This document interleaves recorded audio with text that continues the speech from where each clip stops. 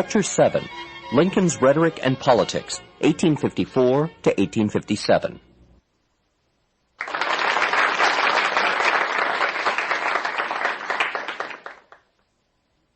Last time, we explored the intricacies of the Peoria speech that Lincoln delivered in the fall of 1854 as he was working out his own political, moral, and rhetorical position on the issue of slavery. Of course, he wasn't speaking that fall just to express himself or work out his own ideas. He was campaigning vigorously in favor of anti-Nebraska candidates, particularly for the Illinois state legislature. Many of them were elected in that off-season of 1854, and as it happened, there was a U.S. Senate seat that was up in 1855. Senators were then elected by the state legislators, and a number of these anti-Nebraska candidates wanted to reward Lincoln for his help to their campaigns by electing him to the U.S. Senate. The Democrats were divided.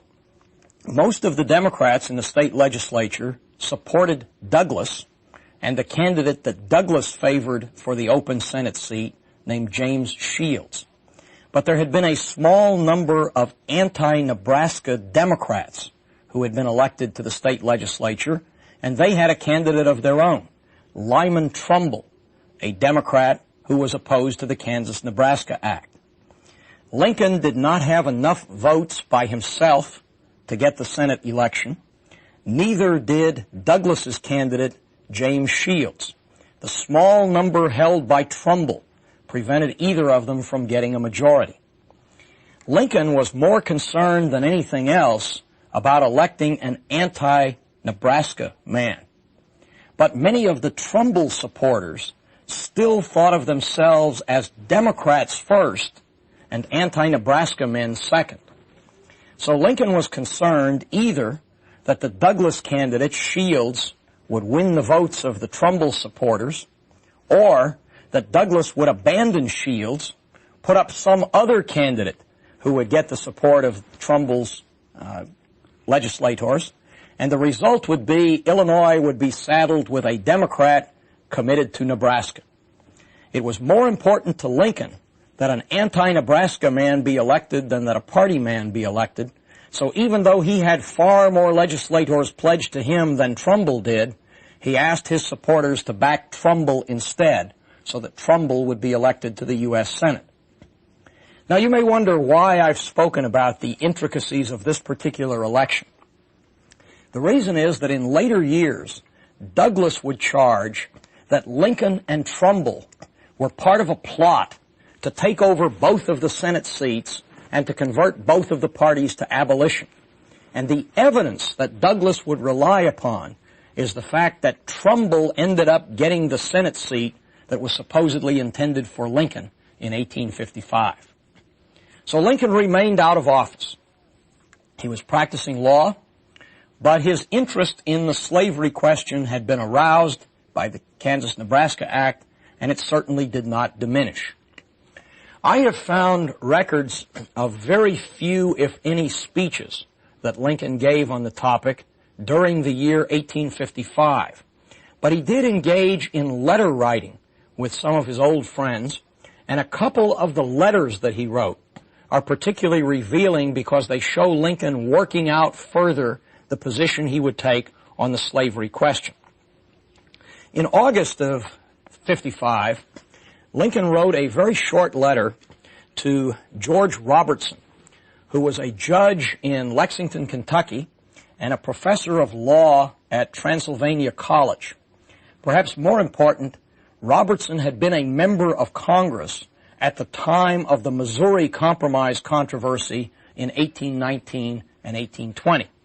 Robertson had come up to visit Lincoln. Lincoln wasn't in the office, and so Robertson left for him a book of his speeches, of Robertson's speeches from this earlier time. So Lincoln wrote this letter really to thank Robertson for the gift of the book. But along the way, he referred to a speech that Robertson had made back in 1819 calling for the peaceful extinction of slavery. Now remember, Lincoln's point was that all of the men of the founding generation thought that slavery would eventually die out. And Robertson is just one more example of that. But reflecting on it in this letter, Lincoln writes, "In your speech, you spoke of the peaceful extinction of slavery and used other expressions indicating your belief that the thing was at some time to have an end.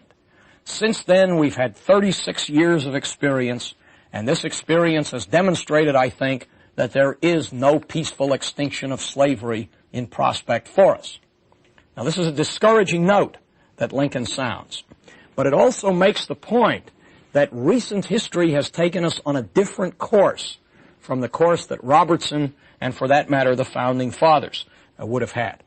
In fact, Lincoln despaired of the eventual end of slavery because of what had happened in the meantime. Here's what he said in the letter to Robertson. He said, "When we were the political slaves of King George," remember, by the way, I mentioned earlier that slavery was a term used to refer to the relationship between the American colonies and Great Britain. So Lincoln says, "When we were the political slaves of King George and wanted to be free, we called the maxim that all men are created equal a self-evident truth. But now, when we have grown fat and have lost all dread of being slaves ourselves, we have become so greedy to be masters that we call the same maxim a self-evident lie. The 4th of July has not quite dwindled away. It is still a great day for burning firecrackers." But Lincoln adds, "That spirit which desired the peaceful extinction of slavery has itself become extinct with the occasion and the men of the Revolution." Now, this brief passage from the letter to Robertson reveals a couple of interesting things. It reveals Lincoln arguing that there has been a declension from the time of the Revolution, that we're in worse shape now than we were then. And this will be important because we'll find Douglas arguing that popular sovereignty is consistent with the views of the men of the Revolution. So Lincoln's arguing we're in worse shape now.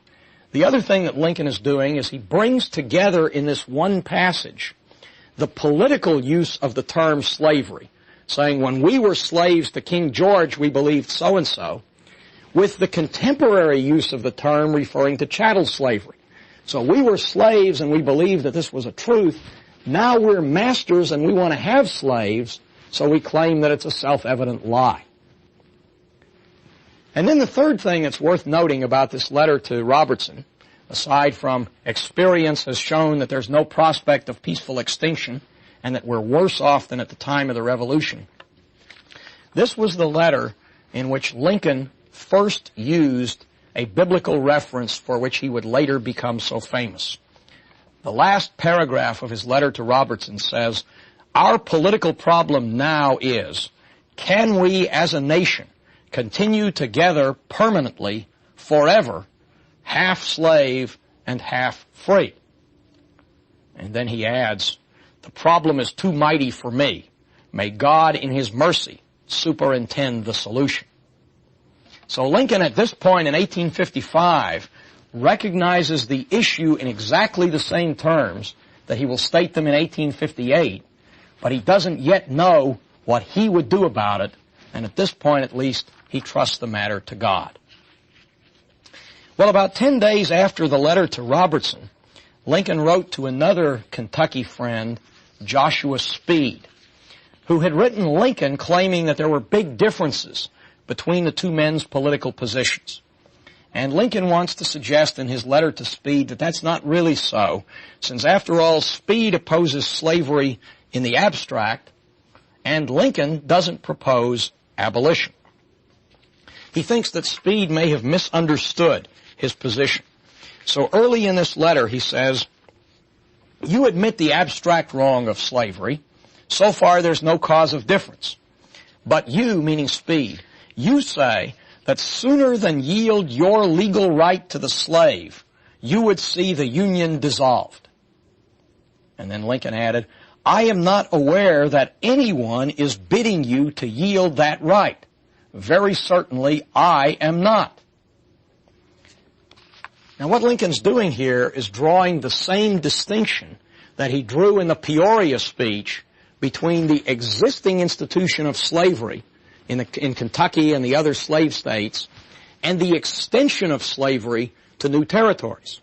But the fact that he's got to say this again to his good friend Speed suggests to me that despite the clarity of Lincoln's Peoria speech, this distinction has not come through clearly, because Lincoln's political opponents are still calling him an abolitionist in disguise.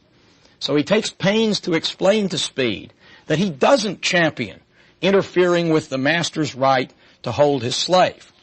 He went on to say, I acknowledge your rights and my obligations under the Constitution in regard to fugitive slaves.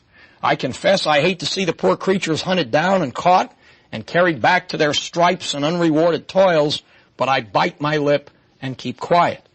So he doesn't oppose slavery itself, he doesn't oppose the fugitive slave law, but as he said in Peoria, he confines his opposition to the extension of slavery. He says, I do oppose the extension of slavery. And then goes on to note that he and Speed differ, if they differ at all, about the Nebraska law. He says, Lincoln says, I look upon that enactment not as a law, but as violence from the beginning. It was conceived in violence, passed in violence, it's maintained in violence, and it is being executed in violence. And he suggests the notion that Kansas could have a free and fair election on the subject of slavery is nonsense. He says the slave breeders and slave traders are a small, odious, and detested class, and yet in politics they dictate the course of all of you. They dictate the course of politics in the South, and they dictate the course of politics in Kansas so long as slavery is permitted to go there. And so he suggests there's no way that Kansas could freely and fairly vote to come into the Union with slavery. He suggests that it may happen unfairly and points out that that's where he and Speed might differ about what should be done. Now, Speed had asked where Lincoln stood politically, and Lincoln acknowledges in this letter that he has great difficulty answering that question because of the flux that the major parties were in. So he says, you inquire where I now stand. That is a disputed point. I think I am a Whig, but others say there are no Whigs and that I'm an abolitionist. When I was at Washington, I voted for the Wilmot Proviso as good as 40 times, and I never heard of anyone attempting to unwhig me for that. I now do no more than oppose the extension of slavery. So he denies that he's an abolitionist. And then he goes on and says, I'm not a know-nothing. That's certain. How could I be? How can anyone who abhors the oppression of Negroes be in favor of degrading classes of white people? And then he concludes the letter to Speed with the same idea that he expressed in the letter to Robertson, namely that we're worse off than we were at the time of the founding of the country. He says, as a nation, we began by declaring that all men are created equal. We now practically read the declaration, all men are created equal except Negroes. When the know-nothings get control, it will read, all men are created equal except Negroes and foreigners and Catholics. When it comes to this, I should prefer emigrating to some country where they make no pretense of loving liberty, to Russia, for instance, where despotism can be taken pure and without the base alloy of hypocrisy. So in these letters in 1855, we see Lincoln progressing in working out his position and importantly developing the argument that there has been a declension or a degeneration from the time of the Revolution. Now in 1856, Lincoln did speak out. It was in that year that he formally became a Republican at the 1856 Illinois Republican Convention. From that point on, he will no longer refer to himself as a Whig. He gave a speech at that convention that has become the stuff of legend because no one bothered to transcribe it. It's referred to as Lincoln's lost speech. And some of the people who were there wrote that it was the most eloquent and most forceful speech they ever heard him give. In fact, the reason that it was supposedly lost is that the stenographers were so carried away by what Lincoln was saying that they put down their pencils and forgot to take it down. And so Lincoln's Bloomington speech of 1856 remains lost. But he gave other speeches in that election year, and it's fairly reasonable to infer that what he said at Bloomington was probably not that dissimilar to what he said at other places. In August, he gave a speech in Kalamazoo, Michigan, in which he was campaigning for the Republican candidate for president, John C. Fremont, the first candidate that the Republicans had nominated for that office. And in the Kalamazoo speech, he mentions some of the ideas that he has been developing earlier and carries at least one of them significantly forward. You'll remember when we talked about the Peoria speech, Lincoln said that the question of the territories was a national question, not a Southern question. He says the same thing in Kalamazoo. He says, have we no interest in the free territories of the United States, that they should be kept open for the homes of free white people?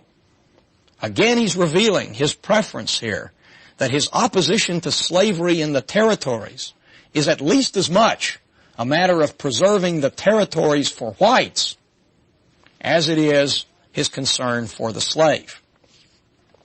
But he extends this idea because he notes that some of the people who object to his position have said that slaves in the South are better off than free laborers in the North, and that for that reason, slavery should be permitted to extend. And in Kalamazoo, Lincoln introduces a very important idea in response to that. He says, they insist that their slaves are far better off than Northern freemen.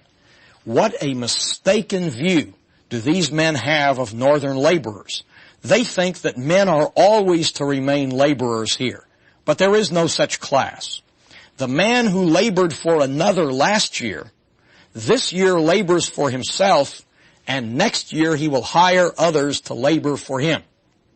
Now this is a very important point.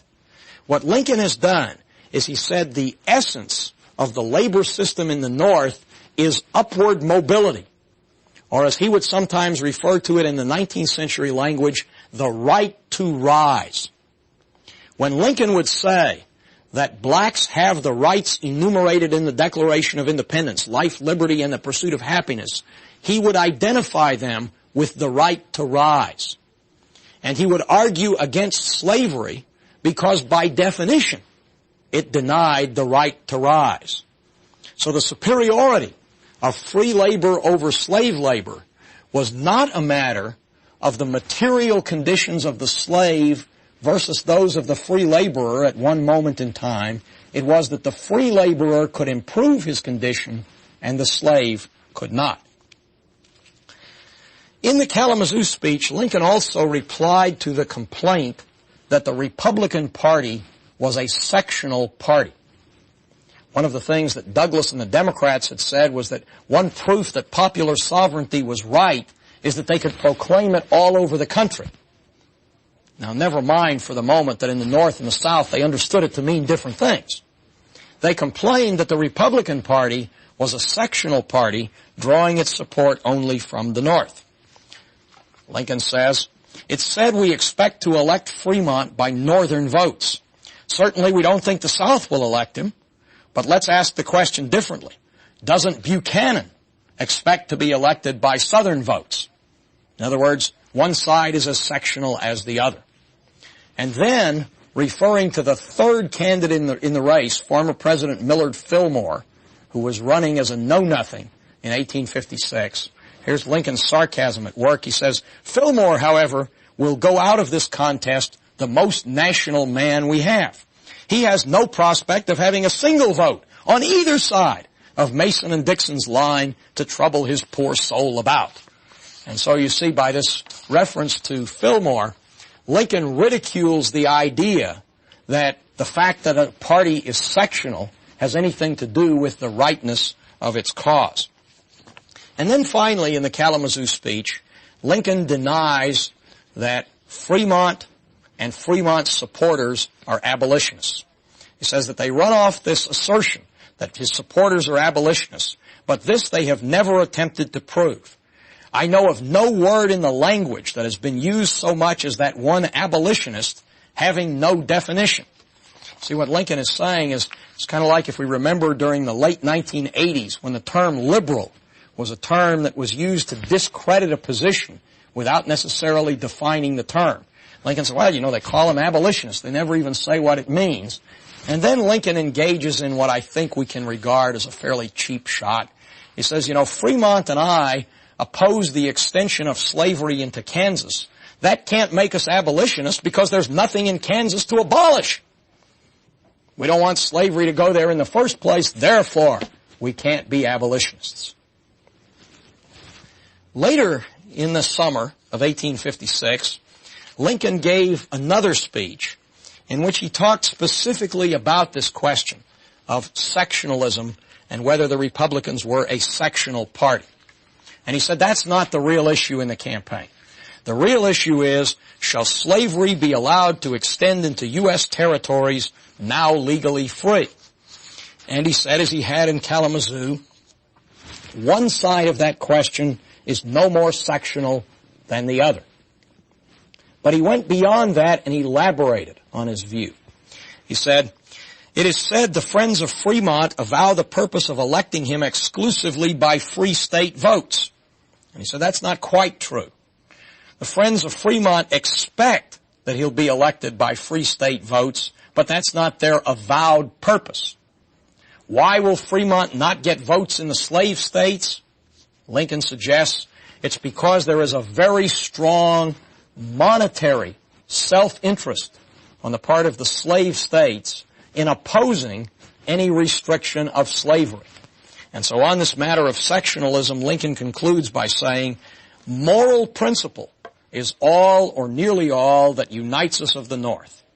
Pity 'tis, it is so, but this is a looser bond than pecuniary interest. So the reason that Fremont won't get support in the South is not because there's anything wrong with the Republican ideas, it's because there's a strong monetary self-interest on the part of the Southerners.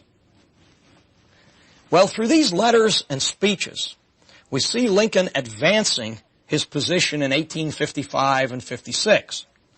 Now, it's during these same years that the struggle to settle Kansas continued, and indeed this was no mere parliamentary struggle. It was marked by outbreaks of violence in Kansas on both sides, outbreaks that were mirrored in the Senate of the United States when Charles Sumner delivered a speech called The Crime Against Kansas, and in response a South Carolina congressman beat him over the head with his cane. But things would change again in 1857 when the Supreme Court handed down the Dred Scott decision. The Dred Scott decision is the third member of the triumvirate, along with the Kansas-Nebraska Act and the Lecompton Constitution controversy that would change the political landscape for Abraham Lincoln. So let's say a few words about the Dred Scott decision in order to prepare ourselves for how Lincoln will deal with it. Dred Scott was a slave who had traveled with his owner who lived in Missouri. In 1833, he had been taken to Fort Armstrong, Illinois, by his owner and lived there for about 2 years. Illinois, of course, was a free state. Then they went back to Missouri. And then a few years later, in 1838, Dred Scott was taken by his owner to Fort Snelling in Wisconsin Territory, which, of course, was part of the Louisiana Purchase north of 3630, and hence slavery was excluded from it. And then again went back to Missouri. In due time, Dred Scott's owner died, and his ownership passed to his brother-in-law, and Dred Scott, in 1846, sued for his freedom. The case took a long time making its way through the courts in Missouri, and then into the federal courts, and it reached the United States Supreme Court, where a decision was issued in March of 1857.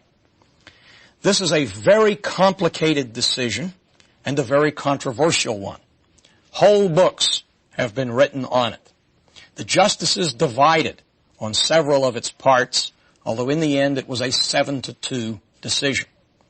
For our purposes, however, what we need to know about the Dred Scott decision is that there were 3 principal things that the Supreme Court decided. First, Dred Scott had no standing to sue in federal court because African Americans were not citizens of the United States. Now here I have to pause for a moment to remind us that the 14th Amendment has not happened yet, so that one could be a citizen of a state without being a citizen of the United States, and vice versa. So some northern states had extended citizenship to blacks, but the United States had not. And so not being a citizen, Dred Scott had no right to sue in federal court. Now those of you who are lawyers will immediately recognize that courts typically decide cases on the narrowest possible grounds. If Dred Scott had no standing to sue, that should have been the end of the matter and all that the court decided. And in fact, Lincoln later on would claim that that was the only part of the decision that had any binding legal force, because it was all that the court needed to decide. But the Supreme Court was interested in doing more than deciding that. It was interested, it thought, in removing the whole question of slavery from politics, believing that it could do so by judicial decision. So there were two other parts to the Dred Scott decision. The second one was the Supreme Court held that the fact of Dred Scott's living in Illinois, a free state, did not make him free. So that part of his suit was rejected. Why? Because, the court reasoned, the states got along with one another under a principle that was known as interstate comity. That's C-O-M-I-T-Y, not the funny stuff. Interstate comity, which meant that each state was obligated to respect the laws and institutions of the other states. So, what mattered was not that Dred Scott had once lived in Illinois, but the fact that he went back to Missouri. Because once he went back to Missouri, he was subject to the laws of the state of Missouri, which of course kept him a slave. So residence in Illinois did not make him a free man. And then the third part of the decision, the one that would be the most troublesome and controversial.